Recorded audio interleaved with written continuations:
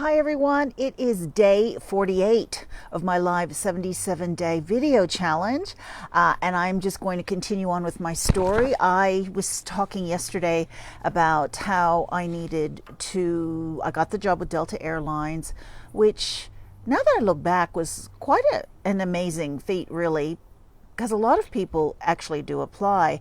And I remember when I was there were at least 150 young women and men there, and there were like seven of us were told to go to the next step, which is we had to get a physical done. And then after the physical was done, we ended up flying to wherever we were from, and I ended up flying to Texas to go to the wedding that I was telling you about. And then they told me I passed, and so I was hired. So but I think mainly I was hired because of my German language. And of course, I had to lose 19 pounds, as I shared with you previously. So in January, I flew from Frankfurt, Germany, to Atlanta. Of course, they paid for the fare over. I went with another person who was going to be my roommate. Her name was Ava Thomas. She was German, but she was married to a military serviceman. So she saw the advert like I did, and she applied, and she was hired. So we ended up being roommates. Now, training, from what I remember, I think it was actually 5 or 6 weeks. It was quite a long training period. And the day that we started was our employment date. So the day, and that was quite important because everything in the airline has to do with seniority. So my employment date was the 29th of January, 1990. So that was my employment date. And I think, I'm almost positive the next class, their employment date was in March. So the training was between 5 and 6 weeks. Now, there was so much to learn, and it was so intense. I mean, we had so many airplanes we had to study, and at the time there were so many 727s. We had to train on different Boeings, 727, 737, 757, 767, and a Lockheed L-1011. As we were so-called newbies, we would be on reserve, and we'd have to know how to work each airplane. So we had to learn all about the safety instructions of the airplane, how to operate the doors, because all the doors were different. So I'm going to be showing a few photos because you get more of more of an idea. Now, the class that I went to in January, I actually hope a flight attendant from my class comments on this. I'm not really sure, but I think there were almost 200 of us. There were quite a few. Now, this is my class right here, my flight attendant class. There were 22 in my class, but we were just alphabet. It was divided alphabetically. So this was just my little group, but I'm sure there were about 200 or so of us training. Now, I was telling you about the weight. We were weighed every single week. And if we were over, I can't remember if we were automatically let go. I mean, they're really strict with the weight. And every Monday, I remember I would like starve myself on Sunday, and made sure I went to the bathroom Monday morning. and even when I weighed myself, I took off my nylons. I just wore like a really lightweight blouse so that I would weigh 121. I was pretty lucky. I always stressed about that. I stressed more about the weight than I did anything else. Also, we had to do quite well in our classroom activities, and we were learning a lot. I mean, there was so much to learn. So we had to familiarize ourselves, of course, with the different airplanes, and also all the FAA regulations, and all of our roles and responsibilities. We had lots of customer training. There were mock-ups of airplanes, and we just had to learn how to airplanes in the back, the galleys are really quite small, so we had to learn how to stock things, how things were stocked on a cart, and then we had the training of some weeks we would be serving a customer, and then vice versa. So we'd get to eat the meal. I hardly ever ate the meal because I just really had to watch my weight that much.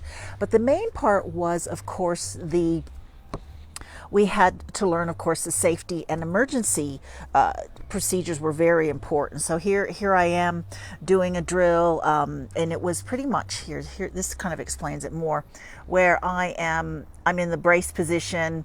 Yeah, look how it kind of cracks me up with the photo of the pilots there. That just cracks me up. So we're just kind of, there'd be a tape recorder playing and making that noise, and then so you'd have to do all the brace commands, release your seatbelts, or get up, get out, or this right here was oh God, I can't even remember. Heads down, brace, brace, brace, and so yeah, so that's kind of how we sat when we would get on the plane, and I sat like that. Every time we took off, I always put my hands underneath my lap. That's what I always did. And then here's just me and one of the students where we're just, come this way, come this way. Here I am, come this way.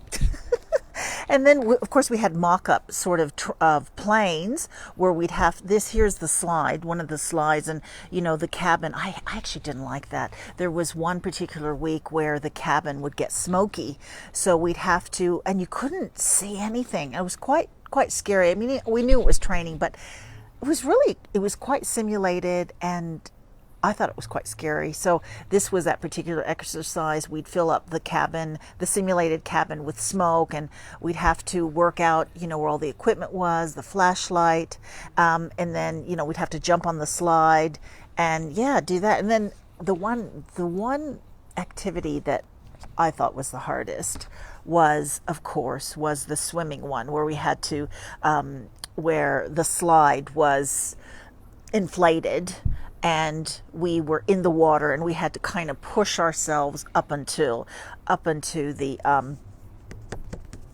the life raft. Sorry, the life raft. So that was the hardest one for me, because you had to there was a lot of upper strength that you needed, and everybody was pulling you in, and so that was a real interesting thing. And then, of course, we had to learn about the service, airplane codes. There was so much to learn. We had to learn about what was going on in the world as far as security, and the cultural, international sort of things that were how we had to treat passengers. And there was so much emphasis also on teamwork and communication, because once you were with a crew, they were your team, and you had to really rely on them. And some people might think, you didn't fly with your friends every week. Almost every week you flew with a new crew, especially at the bigger bases that you'd be based at.